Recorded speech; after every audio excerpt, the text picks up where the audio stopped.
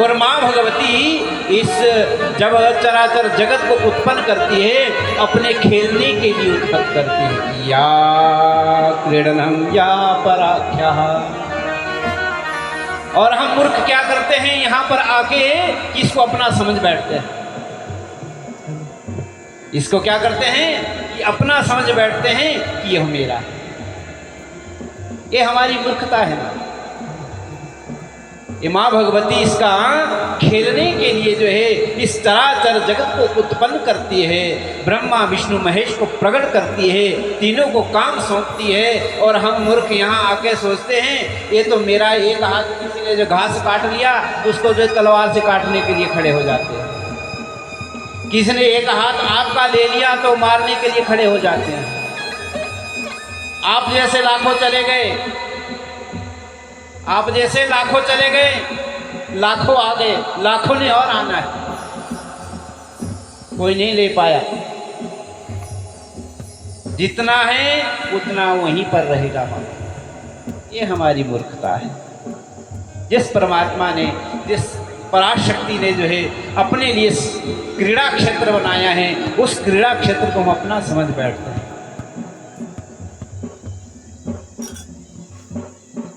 अब यहां पर देखिए, एक बार 88,000 ऋषि एकत्रित हुए, इकट्ठे हुए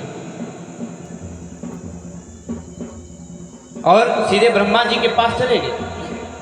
जैसे ही ब्रह्मा जी के पास गए, ब्रह्मा जी से गुहार लगाई, महाराज ऐसी कोई जगह, ऐसा कोई स्थान हमें बताइए जहां पर हम जो है पौराणिक विद्या को जो है मनन कर सके, उनका मंथन कर सके, वेदों का मंथन कर सके, उपनिषदों का मंथन कर सके। ऐसी कोई जगह हमें बताइए, ऐसा कोई स्थान बताइए जहां पर हम एक जो है 1000 वर्ष का जो है कोई यज्ञ कर सके, जहां पर हम 88,000 ऋषि एक साथ एकत्रित होकर बैठ सके। ऐसा कोई स्थान हमें बताइए। ब्रह्मा ने कहा ये मेरे बस की बात नहीं है, ये मेरे बस की बात नहीं है। तो ब्रह्मा जी ने जो सभी ऋषियों को कहां पर ले गए, वैकुंठ लोक में चले गए। जैसे ही वैकुंठ लोक में गए, विष्णु भगवान से प्रार्थना करी, प्रभु 88,000 ऋषि आपके जो है इस वैकुंठ में आए हैं और उनका कहना है कि उनके लिए ऐसा कोई स्थान, पुण्य क्षेत्र बनाइए जहाँ पर एकत्रित होकर सभी एक साथ बैठ सके।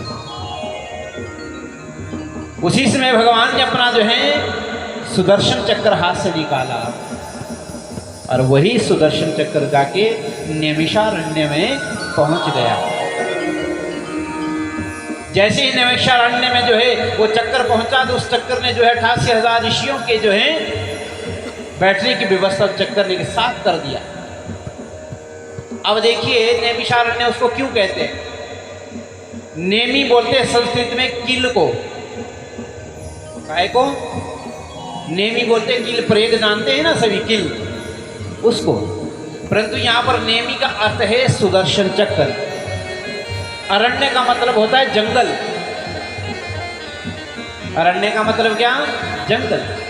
नैमिषारण्य जो भयंकर जंगल था, उस जंगल को उस किल ने, उस सुदर्शन चक्र ने साफ किया और 88,000 ऋषियों को बैठने के लायक जगह बनाई। और अंत में वही सुदर्शन चक्र जाके नैमिषारण्य में एक तीर्थ है, उसको चक्र तीर्थ कहा। आज भी कोई गया हो नैमिषारण्य में तो वहां पर आज भी एक चक्र की तरह वहां पर तीर्थ है जहां पर स्नान किया जाता है। कोई गया हो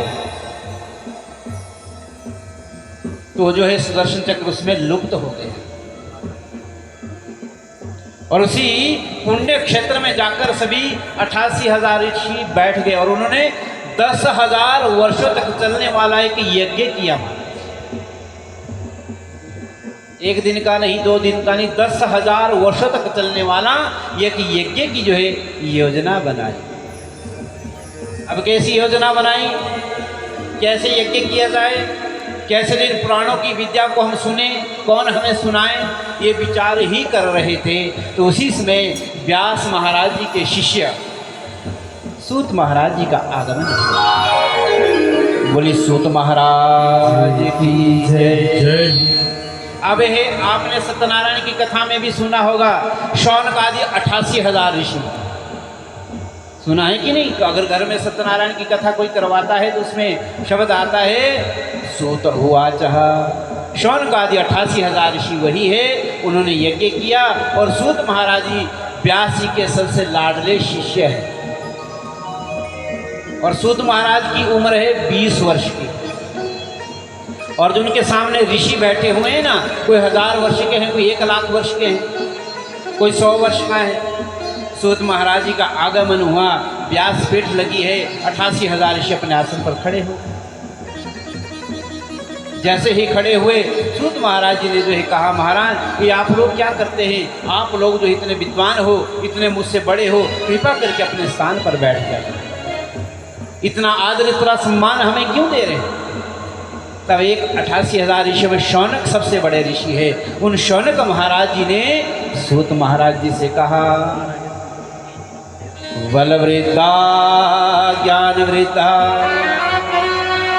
आयु वृद्धा तथैव च ते सर्वे अपि ज्ञान वृद्धा किंकिरा शिष्य किंकरः। 88,000 ऋषियों में शौनक ऋषि सबसे बड़े हैं। सबकी ओर से कह रहे हैं, महाराज कोई धन में बड़ा है, कोई बल में बड़ा है, कोई बुद्धि में बड़ा है, परंतु ते सर्वे अपि, इन सब में कौन बड़ा? कि ते सर्वे अपि ज्ञान वृद्धा, जो ज्ञान में वृद्ध है, उसके पास ज्ञान है, वही सबसे बड़ा कहा गया। कि ते सर्वे अपि ज्ञान वृद्धा किंकिरा शिष्य किंकरा। इस तरह से